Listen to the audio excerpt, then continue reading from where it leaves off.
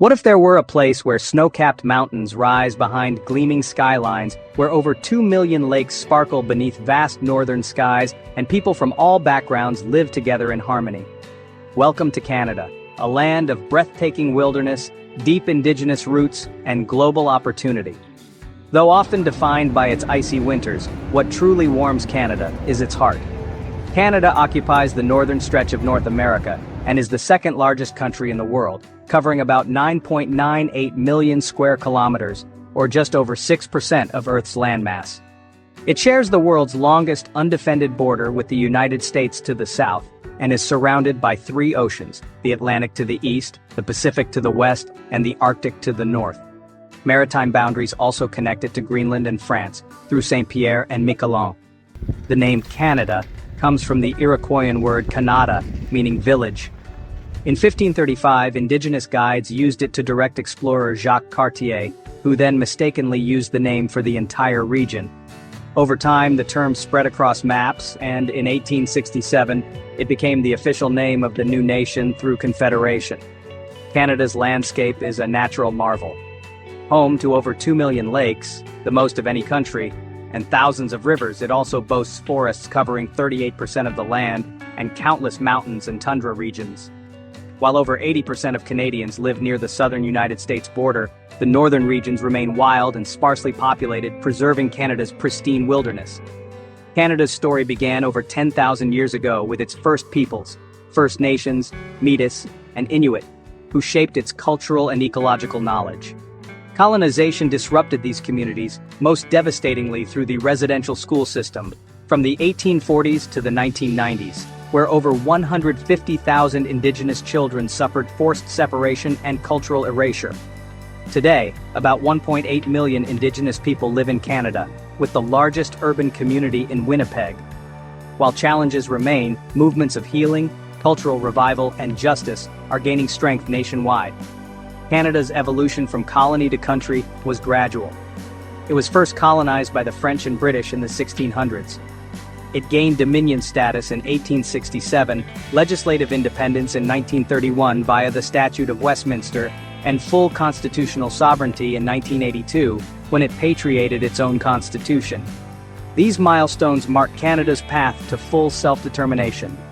As of August 2025, Mark Carney serves as Prime Minister after winning the March 2025 election, succeeding Justin Trudeau.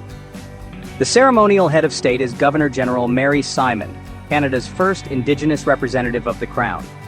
The government focuses on economic strength and international cooperation.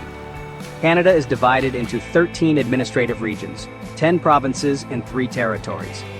The provinces, like Ontario, Quebec, and British Columbia, have significant self-governing powers, while the territories, Yukon, Northwest Territories, and Nunavut, are overseen more directly by the federal government. This system helps manage the country's vast and diverse geography. Canada spans 6 primary time zones, from Newfoundland to British Columbia, with up to 4.5 hours difference. For instance, 8 o'clock in the morning in Vancouver equals 12:30 in the afternoon in St. John's. Northern regions experience extreme daylight variation by season, but technology and consistent timekeeping practices like using Eastern Time for national events help people manage daily life smoothly. Now we are in Ottawa, the capital city of Canada. Ottawa was chosen as Canada's capital in 1857 by Queen Victoria because it was a compromise between English-speaking Toronto and French-speaking Montreal. It was also far from the United States border, making it safer from attacks, and located on the border of Ontario and Quebec, symbolizing unity between English and French Canada. Its strategic location and neutrality made it the ideal choice over larger cities. And now we are in Toronto, Canada's most populous city with nearly 3 million residents, over 6 million in the Greater Toronto Area. It stands as one of the most multicultural urban centers in the world. Over half of its population is born outside Canada, and more than 180 languages and dialects are spoken. This rich diversity is reflected in its vibrant neighborhoods like Chinatown, Little Italy, Greektown, and Kensington Market, where global cultures blend through food, tradition, and community life. Toronto is home to world-class landmarks such as the CN Tower, once the tallest freestanding structure on Earth, and still a symbol of the city's modern skyline. Its cultural depth is further enriched by institutions like the Royal Ontario Museum, renowned for its extensive collections in art, culture, and natural history. At the heart of academic excellence, the University of Toronto stands as one of the world's leading research universities, advancing science, medicine, and innovation. And now let's journey to the tourist favorite sea town of Vancouver. Located on Canada's west coast in British Columbia, Vancouver is where natural beauty meets modern innovation. Downtown and the waterfront form the city's vibrant core, where sleek architecture rises against stunning coastal views. The waterfront is perfect for scenic walks along the seawall, connecting lush parks, lively marinas, and striking public art displays. Famous for its green vision, Vancouver leads in clean energy and sustainable design.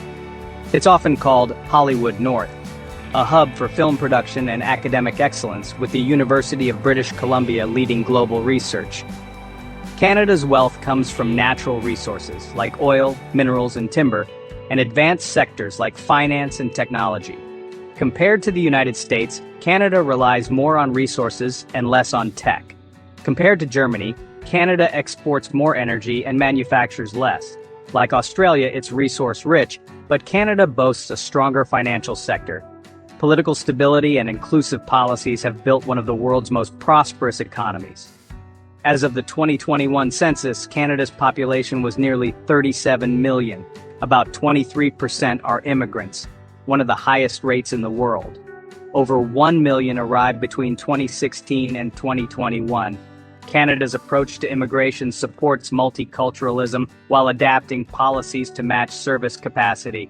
Canada is officially bilingual, with English and French as working languages. This reflects its colonial history and promotes inclusiveness across diverse communities.